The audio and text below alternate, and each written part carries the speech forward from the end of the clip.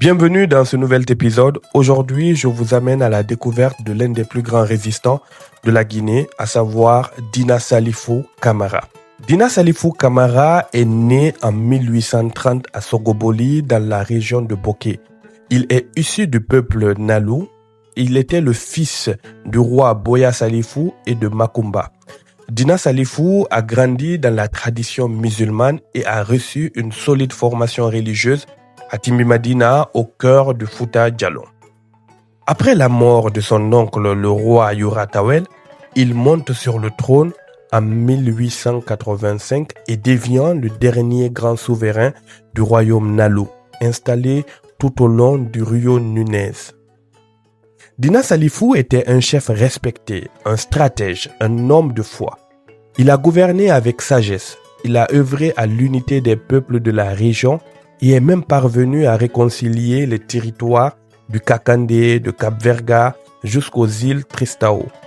Son autorité est reconnue bien au-delà même des frontières, mais son destin bascule en 1889. Cette année-là, il est invité en France pour participer à l'exposition universelle. Il quitte l'Afrique avec une délégation de 32 personnes et arrive à Marseille avant de rejoindre Paris où il est accueilli avec tous les honneurs. Pendant plus d'un mois, il devient une véritable célébrité. La presse, notamment le Petit Parisien, raconte son séjour. Mais derrière les honneurs se prépare sa chute. À son retour, son royaume est en proie aux complots et aux rivalités.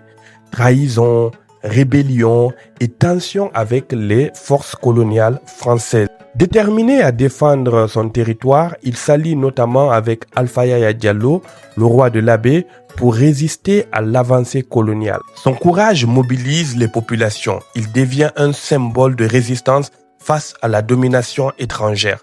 Mais l'histoire prend un tournant tragique.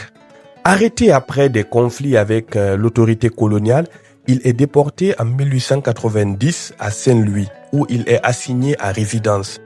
Malgré ses nombreuses demandes de clémence, il ne reverra jamais son royaume. Isolé, affaibli, oublié, Dina Salifou meurt en exil en 1897, loin de sa terre natale, le Nalou.